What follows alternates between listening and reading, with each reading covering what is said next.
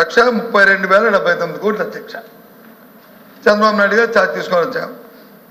ప్రజలు చెప్పమనించారు, దేవుడు కరుణించాడు, ఆయన ముఖ్యమంత్రి అయ్యారు. ఓకే. అప్పుడు ఆయన 14 నుంచి 19 వరకు ఆ ఉన్న అప్పుడు 1,18,000 2,57,000 కోట్ల 510 కోట్లకి తీసుకెళ్ళారు అధ్యక్ష. 2,52,000 కోట్లు. అదే గ్యారంటీ గవర్నమెంట్ గ్యారంటీతో కలుపుకుంటే అధ్యక్ష, గవర్నమెంట్ గ్యారంటీతో కలుపుకుంటే 3,13,018 కోట్లు అధ్యక్ష గవర్నమెంట్ గ్యారంటీతో. అదే మళ్ళీ 2019 నుంచి 24 వరకు మళ్ళీ ప్రతాపమానించాడు, దేవుడు కరుణించాడు, జగన్మోహన్ రెడ్డి ముఖ్యమంత్రి అయ్యాడు అధ్యక్ష. అయిన తర్వాత ఈ 2 లక్షల ఏదైతే 2,50,57 కోట్లు ఉన్నదాన్ని 4,90,000 కోటికి పెరిగింది అధ్యక్ష. ఏది 2,57,000 ఎగిరి 4,91 అయింది అధ్యక్ష. అదే గవర్నమెంట్ గ్యారంటీతో కలుపుకుంటే ఇదన్నీ నాయకాలు అధ్యక్ష. ఇగో ఈ పుస్తకం ఉంది అధ్యక్ష.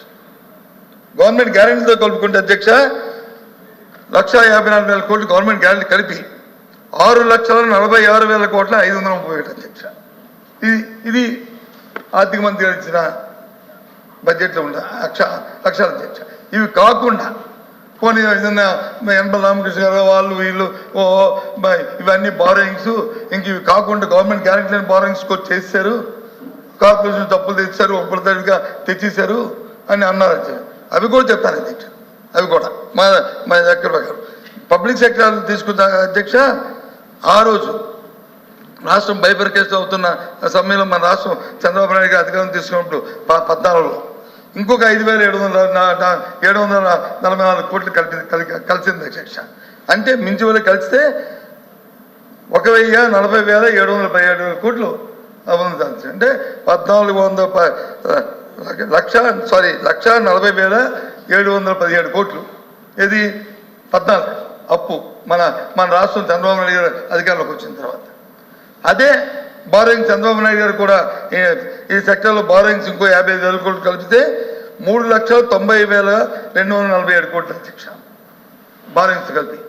అదే జగన్మోహన్ రెడ్డి గారు మళ్ళీ చంద్రబాబు నాయుడు గారికి అధికారం అప్పచెప్పిన నేపథ్యంలో మా మంత్రి అయిన మా ఆర్థిక మంత్రి అయిన సందర్భంలో అది ఇంకొక 63,000 కోట్లు కలిసింది అధ్యక్ష. దేనికి 6,40,000కి అవి కలిస్తే అధ్యక్ష 7,21,918 కోట్లు అధ్యక్ష. ఇది మీరు ఇచ్చిన మా ఆర్థిక మంత్రి ఆర్థిక బీసీ ప్రతిపాదనలో ఇది అధ్యక్ష. ఇది కాకుండా ఇంకా నిన్న పత్రికలో చెప్పిన కానీ చూసిన కానీ పెద్దలు మాట్లాడిన కానీ లేకపోతే ఇప్పుడు ఆర్థిక మంత్రి గారు ఈ పుస్తకాల్లో లేని విషయాలు కూడా నాతో మాట్లాడిన తర్వాత చెప్తారు అధ్యక్ష. ఏది జీతాలు బచ్చాలు లేకపోతే బిల్సు అవి ఇవి పెండింగ్ ఉన్నాయని చెప్తారు అధ్యక్ష. ఇది రొటీన్ ప్రాసెస్ అధ్యక్ష. ప్రభుత్వాలు మారుతున్నప్పుడు వస్తున్నప్పుడు ఓ ప్రభుత్వం వస్తుంటాయి అధ్యక్ష. అప్పుడు కూడా ఉన్నాయి అధ్యక్ష. అప్పుడు కూడా ఉన్నాయి. అప్పుడు ఏమీ లేకపోలేదు అధ్యక్ష. అప్పుడు కూడా సుమారు 47,000 కోట్ల రూపాయలు ఆ రోజు చంద్రబాబు నాయుడు గారి ప్రభుత్వం మారి మళ్ళీ జగన్మోహన్ రెడ్డి ప్రభుత్వం వచ్చినప్పుడు ఆ రోజు కూడా బకాయిలు ఉన్నాయి. బకాయిలు లేవని ఎవరన్నారు చూడమనండి. అవి ఇప్పుడు వచ్చి 80,000 కోట్లు 90,000 కోట్లు అవి ఉంటాయి. కాదనలేదు మేము దానికి వ్యతిరేకం కాదే. ప్రభుత్వాలు నడుస్తున్నప్పుడు అవి అవుతుంటాయి అవన్నీ. కానీ అంతేగాని 14 లక్షలు 20 లక్షలు మరి 14 లక్షలు 10 లక్షలు పోయి మరి ఎందుకు 9 లక్షల చిల్లరకి మరి ఎందుకు వచ్చారు? సరే ఆర్థిక మంత్రిగా పెట్టిన బడ్జెట్ని పక్కన పెడితే ఆయన ఎందుకు వచ్చారు? అది కాదు కదా. దయచేసి ఆలోచన చేసి వాస్తవం ఎందుకు చెప్తున్నారు మీరు? మాకు అనిపిస్తుంది ఎందుకు చెప్తున్నారంటే ప్రజల్ని మభ్యపెట్టి అప్పుల్లో ఉంది, ఇది కూరిపోయింది, అది కూరిపోయింది అని చెప్పి వాళ్ళు మోసం చేసి వాళ్ళకి వచ్చి మళ్ళీ రేపు ఏదైతే మీరు ఇచ్చిన ఈ సూపర్ 6 ఉన్నాయో ఈ సూపర్ 6ని ఎగనామం పెట్టడానికి చేస్తున్న ప్రక్రియలో భాగమని చెప్పి మాకు అనుమానం ఉంది అధ్యక్ష. ఈ విషయాన్ని మేము ప్రజలకు కూడా తెలియజేస్తాం. ఎందుకంటే ప్రజల తరఫున మా గొంతుకు అధ్యక్ష. ఇవాళ సభలోనే కాదు, రేపు బయట కూడా వెళ్తాం. బయట కూడా మీరు ఇచ్చిన హామీకి ఏంటిది సమాధానం? ఎప్పుడు చేస్తారు? ఎప్పుడు లోపల ఇస్తారు? బడ్జెట్ పెట్టారు, బడ్జెట్లో ఎక్కడ కనబడలేదు. ఇందాక చెప్పారు అధ్యక్ష, ఇందాక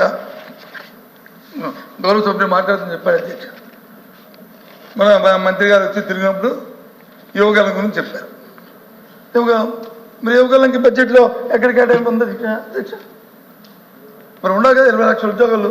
ఓకే, ఇప్పుడు అర్ధరాత్రి మీద 20 లక్షలు ఇవ్వడానికి ఏమి పాతాల పేరు మాత్రం ప్రభుత్వాల దగ్గర ఉండవు, తెలుసు, మాకు కూడా తెలుసు. లేకపోతే నిరుద్యోగ భృతి ఇస్తున్నారు. ఓకే, మరి నిరుద్యోగ భృతి ఇచ్చినప్పుడు మీరు పాయింట్ చేసినప్పుడు వారికి కావాల్సిన డబ్బుని మీరు కేటాయింపు చూపెట్టారు కదా అధ్యక్ష. ఆ కేటాయింపు ఎక్కడున్నాయి? అవి లేకుండా మరి మనం మాట్లాడుకుని ఎవరైనా 14 లక్షల అప్పు ఉంది, 10 లక్షల అప్పు ఉంది కాబట్టి ఇవి ఇచ్చి మేము ఎగ్గొట్టి తలుచుకున్నాం అంటే ఆ రోజు ఏం చెప్పారు? 14 లక్షల అప్పు ఉన్నా, 10 లక్షల అప్పు ఉన్నా, 20 లక్షల అప్పు ఉన్నా మాకు సంపద సృష్టి తెలుసు, మా చేతిలో ఇది ఉంది, ఇంద్రధనస్సు ఉంది, మేము తీసుకొస్తాం అని చెప్పారు అధ్యక్ష. ఎన్నికలు అందుకే కదా అధ్యక్ష. ఇప్పుడు ఆ రోజు మా పార్టీలో డిస్కషన్ జరిగింది అధ్యక్ష. మా పెద్దలందరూ కూర్చొని మాట్లాడుతున్నాం, ఏదైనా ఒకటి పెడితే బాగుందంటే ఇప్పుడు నా ఆర్థిక పరిస్థితి ప్రకారం ఏది పెట్టినా సరే మనం దాన్ని చేయలేము, దాన్ని అమలు జరపలేము. కాబట్టి వద్దని చెప్పిన కదా మేము సెకండ్ అయ్యి ఇచ్చిన వాగ్దానాలకి మేము కట్టుబడి నుండి మేము చేయలేకపోయాము. సరే అయిపోయాము. ఈరోజు భగవంతుడి దయ వల్ల మీకు వచ్చి మీరు చెప్పిన మాటల్ని ప్రజలు నమ్మారో లేదా మోసపోయారో అది కాలం చెప్తుంది అధ్యక్ష. అది కాలం చెప్తుంది నమ్మారో మోసపోయారో అనేది అవ్వచ్చు. కానీ వాస్తవానికి బడ్జెట్ దగ్గరగా ఉండాలి కదా అధ్యక్ష. అది లేకుండా చేస్తే ఏ రకంగా ఇది అధ్యక్ష? ఎక్కడ 14,000 కోట్లు అధ్యక్ష? ఇందాక మాట్లాడారు అధ్యక్ష. ఇందాక విద్యుత్ శక్తి మీద బిల్లు పెడతా ఉండి మేము వచ్చి వాకౌట్ చేస్తాం అధ్యక్ష. ఎందుకు చేస్తాం మేము వాకౌట్? కారణం ఏంటి?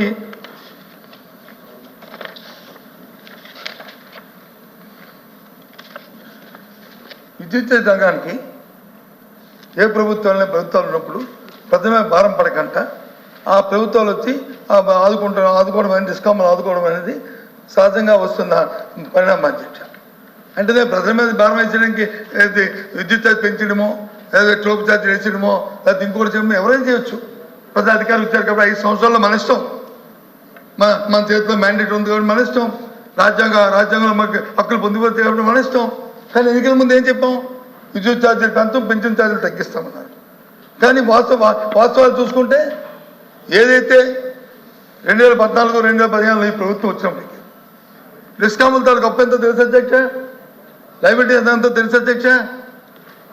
6,625 కోట్లు అధ్యక్ష. 6,625 కోట్లు. చంద్రబాబు నాయుడు అధికారం తీసుకున్న అధికారంకి వచ్చి మళ్ళీ జగన్మోహన్ అధికారంకి వచ్చినప్పుడు 5 సంవత్సరాల్లో ఎంత పెరిగిందో తెలుసు అధ్యక్ష? అది 28,000 కోట్లు, 28,717 కోట్లు అయింది అధ్యక్ష. అంటే సుమారు 22,000 కోట్లు పెరిగింది అధ్యక్ష. ఇది వాస్తవం అధ్యక్ష కాదా? మళ్ళీ నేను అధికారం చెప్పిన తర్వాత ఈ 28,000 కోట్లు ఎంత అయింది అధ్యక్ష? డిస్కామ్ల అప్పు 29,110 కోట్లు అధ్యక్ష. ఇది రికార్డ్ అధ్యక్ష. ఇంక తర్వాత వచ్చి అది ఉంది, ఇంకా లోతుగా తవ్వుతున్నాము, లేదా పుక్కలు పెట్టి తీసుకొస్తున్నాము అంటే మేము చెప్పలేము. రికార్డులో ఏదైనా రికార్డెడ్గా ఉండేది చెప్తాం. అంటే 300 ఎందుకు జరిగింది అనుకున్న అధ్యక్ష? కారణం ఏంటి దీనికి? అప్పుడున్న చంద్రబాబు నాయుడు గారి ప్రభుత్వం 14-19 ప్రభుత్వం డిస్కాములకి సుమారు 13,225 కోట్లు ఆర్థిక సాయం చేసింది అధ్యక్ష. అంటే సబ్సిడీ కింద గవర్నమెంట్ ఇచ్చింది అధ్యక్ష. ఇచ్చి ఇవ్వగా ఇంకెరుగుతుంది. అదే జగన్మోహన్ రెడ్డి గారి ప్రభుత్వం వచ్చినప్పుడు ఇన్స్టా 13 కోట్లు కాకుండా 13,000 కోట్లు 47,800 కోట్ల రూపాయలని ఆర్థికంగా ఆదుకుంది అధ్యక్ష డిస్కామ్లని. ఈ డబ్బులు ఇచ్చి ప్రజల మీద ఒత్తిడి పెరగకుండా అగో లాబీలో అధికారులు ఉంటారు కదా అధ్యక్ష, అధికారులని తెచ్చుకోమని అధ్యక్ష. ఇది వాస్తవం కాదండి, ఈ షీట్ కూడా పంపిస్తాను, ఇగో పంపిస్తాను చూపెట్టమని అధ్యక్ష, చూసుకోమని అధ్యక్ష. కాదంటే అడగండి అధ్యక్ష అని. ఇది అందుకు ఎప్పుడైనా సరే ప్రభుత్వాలు ప్రజల మీద భారం పడకుండా కేసీఆర్ పంపిస్తాము సార్ వెరిఫై చేసుకోండి పర్వాలేదు, ఇది తప్పు అయితే తప్పు అంటే చెప్తే మేము సర్దిద్దుకుంటాం పర్వాలేదు ఏంటి. కానీ భారం పడకుండా చూసుకోవాలి అధ్యక్ష. అంతేగాని నా చేతిలో పవర్ ఉంది కాబట్టి, నా చేతిలో అధికారం ఉంది, నాకు 5 సంవత్సరాలు నన్ను ఎవరు చేయలేరు, నేను పెంచుకుంటే ఎలా అధ్యక్ష? అందుకే బిల్లులో మేము వ్యతిరేకించవచ్చు అధ్యక్ష. వ్యతిరేకించి మేము వచ్చే డివియేషన్ అడగవచ్చు, ఓటు అడగవచ్చు. కానీ అది కాదు కదా. ప్రజలతో ప్రభుత్వాలు ప్రజలను దృష్టిలో పెట్టుకొని, ప్రజల తాలూకా బాగోగులు దృష్టిలో పెట్టుకొని చట్టాలు చేయాలి, బిల్లు తయారు చేయాలి అధ్యక్ష. మీరు చేస్తానంటుంటే మేము వద్దంటామో చూసారా, వైసీపీ ప్రభుత్వం ప్రతి బిల్లు అడ్డు పెడుతుంది, ప్రతి కార్యక్రమం చేస్తుంది అని మీరు వచ్చి మళ్ళీ తిరిగి మా మీద ధ్వజమెత్తే నేపథ్యం ఉంటుంది. అందుకే మేము మా నిరసన తెలియజేశాం. ఇది సాంప్రదాయం కాదన్నాం, దీనివల్ల ప్రజలకు భారం ఉన్నాం. అందుకని మేము వచ్చి దాన్ని తొలగాం అధ్యక్ష. ఆలోచన చేయాలి అధ్యక్ష. ఇది ఏ సెక్టర్ అధ్యక్ష, ఒకటే కాదు అధ్యక్ష. మంత్రి గారు వచ్చి ఇందాక వచ్చారు, ఇప్పుడు లేరు అధ్యక్ష. ఆయన లేరు. స్కూల్కి వెళ్ళే పిల్లలకి అప్పుడు తల్లికి వందనం ఉన్నారు అధ్యక్ష. మీరు పెట్టిన సూపర్ 6లోనే మరి తల్లికి వందనంలో ఏం చెప్పారు అధ్యక్ష? పేటెంట్ అయిపోయింది అధ్యక్ష. అది నా సోదరుడు మంత్రి గారు లేనప్పుడు ఆయన గురించి మాట్లాడకూడదు, కానీ పేటెంట్ అయిపోయింది అధ్యక్ష. ఎవరు నోటని చూస్తాను నీకు 15 అని. అది పేటెంట్ అయిపోయి సాక్షాత్తు మన ఇప్పుడున్న ముఖ్యమంత్రి గారు సభల్లో కూడా ఆయన కూడా చెప్పారు అధ్యక్ష, నీకు 15 అని. ఇప్పుడు ఎక్కడుంది అధ్యక్ష? 15 ఎప్పుడు ఇస్తారు అధ్యక్ష? ఎకడమిక్ ఇయర్ స్టార్ట్ అయిపోయింది, పిల్లలు వచ్చి స్కూల్కి వెళ్ళిపోతున్నారు. వాళ్ళకి వచ్చి బట్టలకు వాళ్ళకి కావాల్సిన ఆర్థిక పరిస్థితి బాగోలేవు. దేనికోసం ఇస్తారు 15,000? ఇదేమో వాళ్ళకేమీ ఇది వెల్ఫేర్ కాదు అధ్యక్ష. ఏదైతే గ్రామీణ ప్రాంతంలో ప్రజలు ఉన్నారో ఆ గ్రామీణ ప్రాంతంలో ఉన్న ప్రజలు వాళ్ళ పిల్లలు వచ్చి పని పాటికి పంపించకంట, వాళ్ళు వచ్చి ఏ వృత్తులకో పంపించకంట, వ్యవసాయానికో దానికి పంపించకంట, వాళ్ళకి చేతుడుగా ఉండాలని, మా పిల్లలు కూడా స్కూల్కి వెళ్ళాలి, చదువుకోవాలని, వాళ్ళ హక్కుని కాపాడాలని ప్రభుత్వం చేసింది అధ్యక్ష. అంతేగాని ఇంకో ఉద్దేశం కాదు. సరే